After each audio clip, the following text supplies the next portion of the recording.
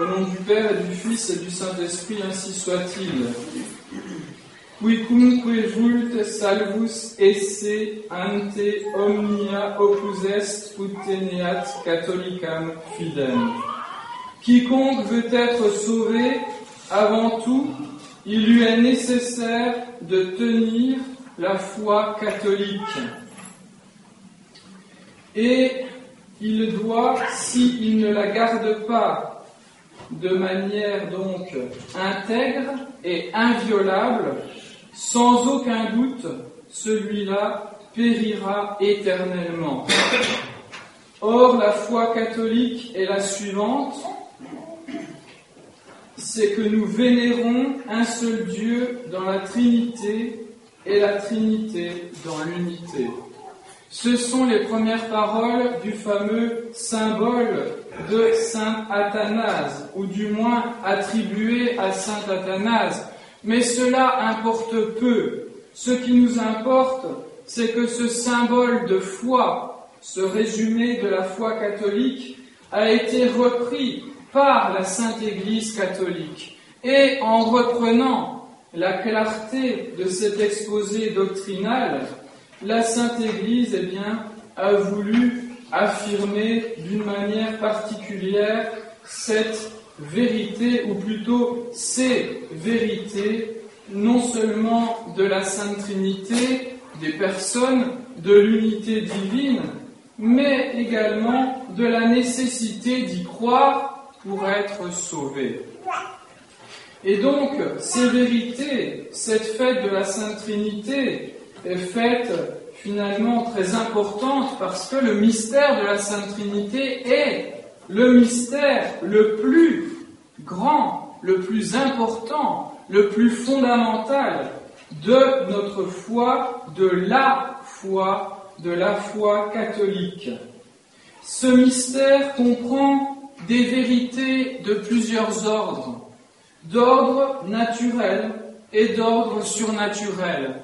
Et nous devons intégralement garder ces vérités, conserver ces vérités, confesser ces vérités aux yeux des hommes. Ces vérités naturelles sont l'existence et l'unité de Dieu. Dieu existe et cela est une vérité naturelle, de même qu'il est que vous existez, que nous existons, que nous connaissons le monde qui nous entoure et qu'il n'y a pas lieu de remettre en cause l'existence, bien évidemment, de ce monde. Eh bien, Dieu existe. Et cette existence est démontrable par notre simple raison naturelle. C'est-à-dire que sans la foi, quelqu'un peut atteindre avec son intelligence, sa raison, à l'existence de Dieu. C'est ce qu'ont fait les plus grands des philosophes, Aristote, Platon, Socrate, etc. Et c'est ce que fait la raison naturelle, si elle n'est pas dévoyée par les erreurs actuelles, les erreurs très modernes, comme l'erreur extrêmement grave de l'agnosticisme. C'est quoi cet agnosticisme dont j'ai parlé et dont fait profession Benoît XVI? C'est quoi cet agnosticisme? Eh bien, c'est le fait de dire que sur ces vérités, spécialement donc intellectuelles, eh bien, on ne peut pas les connaître avec certitude. Agnosticisme, ça veut dire cela. Ça veut dire qu'on ne peut pas connaître. Donc on ne peut pas connaître pour ces gens-là l'existence de Dieu de façon certaine. C'est ce qu'a dit récemment Benoît XVI. On ne peut pas connaître de façon certaine, et donc, sur cette question de Dieu, tout sera une question d'opinion. C'est-à-dire, certains pensent que Dieu existe, d'autres pensent qu'il n'existe pas. Ces deux pensées ont strictement, finalement, la même valeur. Aucune n'est fondée, pour ces gens-là, sur une certitude. Non, c'est simplement une pensée et une pensée personnelle. C'est le fondement même du modernisme dont est imbibé, si vous voulez. C'est ça que ça signifie, Benoît XVI. Ce modernisme, cet agnosticisme qui lui fait dire justement que croire que Dieu existe ou qu'il n'existe pas, ce sont deux options équivalentes. Lui, il préfère penser que Dieu existe, d'autres préfèrent penser qu'il n'existe pas. Et finalement, ces deux pensées sont équivalentes. Eh bien, notre mystère de la Trinité nous rappelle que c'est faux. Dieu existe et cette existence est démontrable par la raison. À tel point démontrable que si on veut dire que Dieu n'existe pas, on est obligé de tomber dans l'absurdité. C'est ce que disait l'éminent théologien, le père Garrigou-Lagrange, dans la conclusion de son livre « Dieu, son existence, sa nature », il dit que finalement on a le choix entre deux choses, Dieu ou l'absurde. Si Dieu n'existe pas, toute notre connaissance même humaine est totalement absurde. Parce que si Dieu n'existe pas, si on prétend que Dieu n'existe pas, alors le monde est totalement incompréhensible au sens vraiment intellectuel direct du mot. On ne peut pas le comprendre, on ne peut pas connaître même le monde sans admettre l'existence de Dieu. Et d'ailleurs, ceux qui se targuent d'être des scientifiques et justement essayent par leur fausse science de démontrer que Dieu n'existe pas, montrent justement, je dirais, la nécessité de reconnaître avec notre intelligence cette existence de Dieu. Je ne vais pas vous faire aujourd'hui là où les démonstrations de l'existence de Dieu, ce dont vous êtes convaincus, mais nous pouvons montrer à ceux qui ne veulent pas de Dieu l'incohérence de ce qu'ils disent, à ceux qui ne veulent pas d'une connaissance intellectuelle certaine, qui renvoie la philosophie au rang de toutes les opinions les plus étranges, les plus bizarres, les plus originales possibles, eh bien nous devons leur dire, leur montrer que non, la philosophie est une science. Et une science donc qui conduit à des certitudes. C'est la connaissance des choses par les causes, et par les causes les plus fondamentales, et par les causes premières. Si vos interlocuteurs admettent que les choses sont, et donc c'est le premier principe, l'être est, le non-être n'est pas, alors il faut admettre l'existence de Dieu, parce que les êtres sensibles, eh bien, ne sont pas par eux-mêmes. L'homme, il aurait pu exister, ne pas exister, son existence n'est pas nécessaire, même pour expliquer le monde. Les choses ne sont pas nécessaires pour expliquer le monde. Non, il n'y a qu'une cause qui soit nécessaire pour expliquer le monde, c'est Dieu. Et celui qui ne veut pas de Dieu, il se condamne à l'absurdité et à l'aveuglement intellectuel. Il se condamne tout simplement à vivre comme une bête. D'ailleurs, c'est ce que nous voyons aujourd'hui. Donc voilà pour l'agnosticisme. Cette vérité de l'existence et de l'unité de Dieu est également contre le panthéisme, c'est-à-dire ces personnes qui prétendent que finalement le monde est Dieu, tout est Dieu.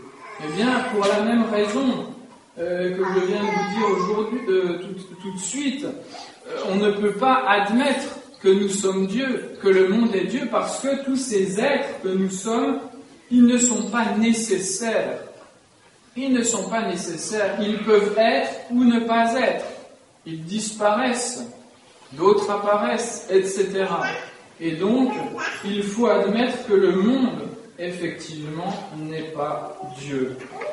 Enfin, le polythéisme, le fait d'adorer ou de reconnaître plusieurs dieux. Il y a encore des gens qui sont polythéistes. On considère ça aujourd'hui comme des cultures, la culture hindouiste ou autre. Et est-ce que cela est raisonnable? Bien sûr que non, parce que si le monde, si Dieu est ce qu'on conçoit comme l'être parfait, il ne peut y en avoir qu'un. Si on conçoit Dieu, et c'est ça Dieu, comme la cause première de toute chose, eh bien, il ne peut y avoir qu'une seule cause première. Donc c'est Dieu, ce ne sont pas des dieux, c'est comme le dit la Sainte Écriture, ce sont des démons qui entraînent les hommes dans l'erreur. Mais l'agnosticisme aussi est un démon, c'est le démon moderne. Le panthéisme, comme le panthéisme bouddhiste, est aussi un démon. C'est le démon qui ne veut pas de Dieu, c'est le démon qui veut se faire Dieu à la place de Dieu et qui tombe finalement dans la folie, dans l'aliénation intellectuelle, dans la négation de ce qu'il y a de plus fondamental dans l'homme, c'est-à-dire la raison. Dieu ou l'absurde. Vous ne voulez pas de Dieu, eh bien, vous tomberez nécessairement dans l'absurdité intellectuelle, dans l'absurdité morale, dans l'absurdité sociale, dans l'absurdité politique, dans l'absurdité scientifique, mais vous tomberez dans l'absurdité. Et cela, nous devons absolument le dénoncer, mes bien chers frères, comme nous devons dénoncer l'extrême gravité du modernisme et de l'agnosticisme de Benoît XVI. Impossible de voir en lui le vicaire de notre Seigneur Jésus-Christ pour cette raison-là et pour bien d'autres raisons qui sont des conséquences de cet agnosticisme, parce que c'est la base, c'est le fondement du modernisme. Pour détruire la foi, eh bien, il faut d'abord détruire justement cette raison humaine. C'est ce que fait le modernisme à la suite, finalement, de la franc-maçonnerie, du fameux principe alchimiste repris par la franc-maçonnerie, solve et coagula, dissoudre la foi, dissoudre l'intelligence, dissoudre la vérité pour instaurer leur vérité qui sont les vérités démoniaques, pour instaurer leur société qui est une société démoniaque. C'est ce que nous dit le symbole de saint Athanase. Celui qui ne croit pas à cela, il périra in aeternum, il périra éternellement. Celui qui ne croira pas sera condamné. C'est ce que dit notre Seigneur Jésus-Christ. Donc nous reconnaissons l'intelligence, la raison naturelle qui fait que nous pouvons connaître Dieu, l'existence de Dieu, l'unité de Dieu, les principaux attributs de Dieu, sa perfection, son éternité, etc. Tous ces attributs principaux de Dieu, notre raison peut les connaître par elle-même, peut les découvrir par elle-même. Et cela même, nous devons le croire contre les agnostiques. Mais bien, chers frères, cette fête de la Trinité ne rappelle pas seulement ces vérités d'ordre naturel, l'existence, l'unité de Dieu, qui sont absolument essentielles, mais nous rappelle ce qui va distinguer la foi catholique, la vraie foi, de religions justement monothéistes, comme on dit aujourd'hui, c'est-à-dire qui croient en un seul Dieu. Il ne suffit pas pour être sauvé de croire en un seul Dieu. Il faut croire en la Trinité des personnes révélées par notre Seigneur Jésus-Christ. Et ça, c'est un acte de foi. Ça, seule la raison surnaturelle, c'est-à-dire la foi, peut nous conduire à ce mystère de la Sainte Trinité. Le mystère, comme je vous l'ai dit, le plus fondamental, le plus important de la foi catholique. C'est la Trinité des personnes. Et là encore, étant donné que ces gens-là, les modernistes, ont déjà nié l'intelligence humaine, renié l'intelligence humaine, la certitude de la connaissance philosophique, eh bien ces gens-là, dans leur impiété immense, évidemment, vont s'attaquer à la foi elle-même. Si déjà notre intelligence, notre raison naturelle n'est pas fiable, ne peut rien connaître avec certitude des choses spirituelles, alors, a fortiori, tout ce qui relève de la foi est complètement incertain pour eux. Et on entend et on nous rebat les oreilles, plus ou moins avec vice, pour nous faire croire, c'est le cas de le dire, que la foi n'est pas certaine, que croire, c'est le doute. Combien de fois entendons-nous cela aujourd'hui ? Eh bien non, mes bien chers frères. La foi, c'est une certitude. La foi, et je dirais la foi même humaine, est une certitude. Parce que vous le savez, il y a la foi humaine, il y a la foi divine. La foi humaine, c'est quand je crois ce que me dit un homme. Eh bien, quand je crois ce que me dit un homme, parce que cet homme est quelqu'un digne de confiance, je fais un acte de foi humaine. Je n'ai pas été témoin de ce qu'il me dit, mais je ne doute aucunement de ce qu'il me dit. J'en suis certain, parce que je suis certain que ce témoin est quelqu'un de fiable. D'où les problèmes d'ailleurs aujourd'hui de confiance dans la société. Il n'y a plus de confiance, pour quelle raison ? Eh bien parce qu'il n'y a plus de foi. Il n'y a plus de foi ni divine, ni humaine. L'homme ne veut connaître que directement et directement par lui-même. C'est l'attitude de saint Thomas. Je ne crois que ce que je vois. Il n'a pas voulu croire les apôtres. Il n'a pas voulu croire les saintes femmes. Et pourtant, ils ont vu le Seigneur, ils le disent. Il n'a pas voulu les croire. C'était un péché, mes bien chers frères. L'attitude de saint Thomas n'était pas bonne, parce qu'il n'avait pas confiance, il n'avait pas foi, même dans les autres apôtres, alors que les apôtres étaient des témoins tout à fait dignes de foi. Ce n'étaient pas des gens qui racontaient n'importe quoi. Eh bien, aujourd'hui, c'est ce que nous avons dans la société actuelle. Pour eux, la foi, c'est le doute. Croire quelqu'un, eh bien, on ne le croit jamais de manière complète. En fait, on doute à chaque fois. Eh bien, non. La foi est une certitude. Même la foi naturelle, la foi humaine. Eh bien, a fortiori, la foi surnaturelle est plus que certaine. Parce que le témoin dans la foi surnaturelle, ce n'est plus un homme, c'est Dieu lui-même. Et y a-t-il plus fiable que Dieu ? Il n'y a pas de témoin plus fiable que Dieu. Donc tout ce que Dieu va nous dire, va nous révéler, eh bien, il faut le croire avec la plus grande simplicité et avec la plus grande fermeté, comme nous venons de le dire dans l'oraison d'aujourd'hui, avec cette fermeté, cette certitude de la foi. J'ai peut-être du mal à comprendre la Trinité des personnes en Dieu, mais je n'en doute pas, j'en suis certain. Ce n'est pas parce que je comprends mal quelque chose qui me dépasse parce que les mystères de Dieu me dépassent, que j'en doute ou que je devrais en douter.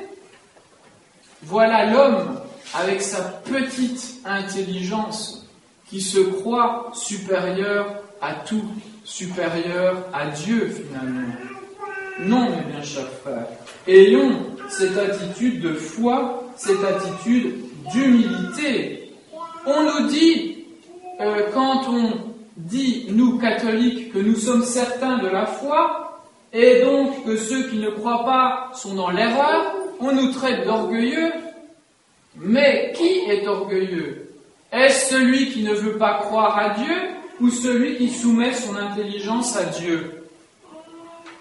Qui est vraiment orgueilleux? Il faut leur répondre ça à ces gens. C'est vous qui êtes orgueilleux. C'est vous qui voulez tout comprendre. C'est vous qui voulez tout expliquer. C'est vous qui ne croyez pas humblement dans tout ce que Dieu a dit, dans tout ce que Dieu a révélé. Et il s'est révélé d'une manière on ne peut plus certaine. Il a démontré cette révélation. Il l'a démontré par les miracles. Il l'a démontré par la sainteté des saints, par la sainteté de l'Église. Combien ces miracles nous assurent de la certitude de la foi. C'est ce que disait notre Seigneur Jésus-Christ à ceux qui ne voulaient pas le croire. Vous ne voulez pas croire à ce que je dis. Ce que je dis est trop élevé pour vous. Mais croyez au moins à mes œuvres. Est-ce que vous avez vu, disait l'aveugle né qui a été guéri par notre Seigneur Jésus-Christ. Est-ce que vous avez vu, disait-il aux pharisiens, qu'un homme ait déjà rendu la vue à un aveugle de naissance? Et il leur disait, c'est pas possible, il n'y a que Dieu qui peut faire ça. Mais les pharisiens ne voulaient quand même pas croire devant l'évidence surnaturelle du miracle qui témoigne de l'évidence de la doctrine de notre Seigneur Jésus-Christ. Et là encore, nous devons regarder plutôt l'attitude des saints apôtres. La semaine prochaine, nous allons célébrer cette fête du Saint-Sacrement. Et quand Jésus révèle à ceux qui le suivaient cette vérité, ce mystère de la Sainte Eucharistie, quand il leur dit « Celui qui ne mange ma chair, ne boit mon sang, n'aura pas la vie éternelle », une grande foule, s'est détachée de notre Seigneur Jésus-Christ, a dit « C'est incompréhensible, ce n'est pas possible », donc ils ont refusé de croire. Et au contraire, les apôtres, Saint Pierre en premier lieu, dit cette belle confession à notre Seigneur Jésus-Christ, « À qui irions-nous? Vous avez les paroles de la vie éternelle. » Vous avez dit quelque chose, nous croyons ce que vous avez dit. Ayons, mes bien chers frères, par rapport à ce mystère de la Trinité, par rapport à tous les mystères de foi, cette attitude des saints apôtres, c'est vraiment une attitude d'humilité. Dieu nous a dit, Dieu s'est révélé d'une manière objective aux hommes. Il leur a révélé la Sainte Trinité, la Trinité des personnes. Et quand notre Seigneur Jésus-Christ nous dit aux apôtres, allez enseigner toutes les nations, baptisez-les au nom du Père et du Fils et du Saint-Esprit. Il met bien le Père, le Fils, le Saint-Esprit sur un plan d'égalité. Quand il dit le Père et moi, nous sommes un. Et quand on dit nous sommes un, c'est nous sommes unum. Donc le neutre en latin, c'est-à-dire nous sommes une seule et même, un seul et même être. Voilà ce que dit notre Seigneur Jésus-Christ. Et donc la profondeur de ces paroles. Il dit également aux pharisiens, avant qu'Abraham fût, je suis. Il ne dit même pas j'étais, il dit je suis. Je suis moi, Jésus, de toute éternité. Et pourtant, il n'est pas le Père. Il le dit bien. Il n'est pas le Père. Et pourtant, il est lui aussi de toute éternité. Est-ce pour autant qu'il y a plusieurs dieux? Non, ce n'est pas possible. Donc il faut admettre la Trinité des personnes, égales et distinctes. C'est ça le mystère, mes bien chers frères, de la Sainte Trinité. Bien sûr, ça nous dépasse. Bien sûr, nous n'arrivons pas à comprendre parfaitement comment un seul être peut subsister en trois personnes. Oui, mais cet être, c'est Dieu, c'est pas n'importe qui, c'est pas un homme, c'est pas un animal, c'est pas une plante, c'est Dieu, c'est un esprit. Qu'est-ce qui empêche cet esprit, l'esprit, l'être, d'être un en trois personnes? S'il nous l'a dit, nous devons le croire, et Jésus nous l'a dit, et donc nous devons le croire. Nous le croyons parce que Jésus le révèle de façon on ne peut plus claire dans les saints évangiles. Les apôtres ont explicité cette doctrine, et parce que, contrairement à ce que disent des faux théologiens, des historiens menteurs, l'Église a toujours cru au mystère de la Sainte Trinité. Ce n'est pas parce qu'il a été défini au IVe siècle qu'on ne croyait pas avant dans ce mystère. Quelle erreur de méthode historique, théologique. Mais je pense que c'est plus qu'une erreur. C'est de la mauvaise foi, c'est de la mauvaise volonté. Ce n'est pas parce qu'on est témoin à une époque d'une vérité que cette vérité n'était pas crue avant. Ce n'est pas parce qu'on définit cette vérité seulement au IVe siècle que les chrétiens ne la croyaient pas avant. Bien au contraire. On définit une vérité, l'Église va définir des vérités justement qui ont toujours été crues. Elle va les définir parce qu'on les remet en cause, ou bien pour mettre en valeur, pour mettre à l'honneur. Par exemple, la très sainte Vierge Marie. L'Assomption, on a toujours cru à l'Assomption. Eh bien, elle n'est définie qu'en 1950. Est-ce pour autant qu'on n'y croyait pas avant et qu'on ne connaissait pas l'Assomption avant? C'est absurde. Ben, c'est pareil par rapport à la Sainte Trinité. C'est une absurdité de dire que l'Église commence à inventer la Trinité au IVe siècle. On pourrait rechercher dans les pères de l'Église, même les plus anciens, et bien évidemment dans la Sainte Écriture, eh bien, ce témoignage du dogme de la Sainte Trinité. Donc voilà, mes bien chers frères, nous devons aujourd'hui avoir cette attitude d'intelligence et cette attitude de foi. Nous avons une raison naturelle, et cette raison nous permet, même de manière naturelle, de connaître Dieu. Et si on lit par exemple la métaphysique d'Aristote, quand il parle de Dieu, c'est un texte qui est même très élevant au niveau intellectuel. C'est même très beau ce que peut dire et à quoi a pu atteindre ce grand philosophe avec sa simple raison naturelle. C'est tellement lumineux, c'est tellement magnifique intellectuellement que nous sommes dans l'admiration même devant la création divine, et cette création de l'intelligence humaine. À quel point, même avec le péché originel, comment elle peut s'élever à ce niveau-là? Elle le peut. Elle le peut. Donc nous devons être dans l'admiration et nous devons reconnaître cette raison naturelle contre les modernistes, contre les agnostiques, dont fait partie Benoît XVI, de façon on ne peut plus claire. Nous devons aussi, bien évidemment, reconnaître les mystères divins et les mystères de notre foi.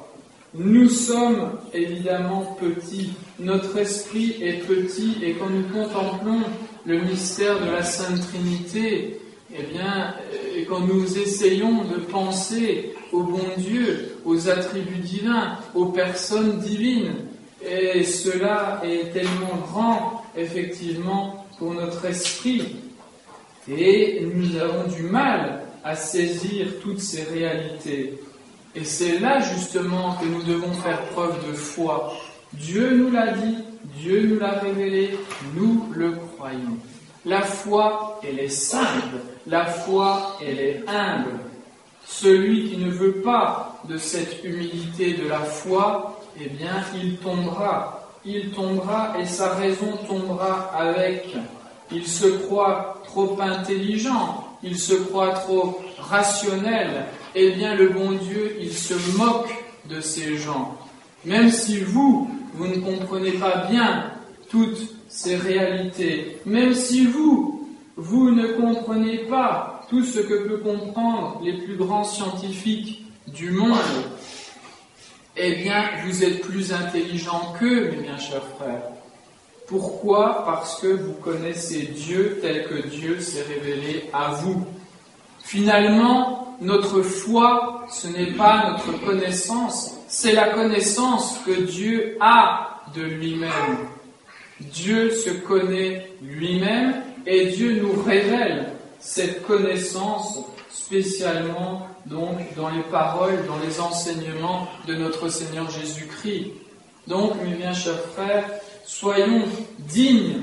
Et c'est sur ça que conclut d'ailleurs le symbole de saint Athanase, c'est-à-dire que nos œuvres, nos actions doivent être dignes de cette connaissance. Si nous vivons, ne vivons pas en conformité avec ces réalités surnaturelles, nous irons nous aussi au feu éternel avec ces gens qui ne veulent pas croire dans ces réalités surnaturelles.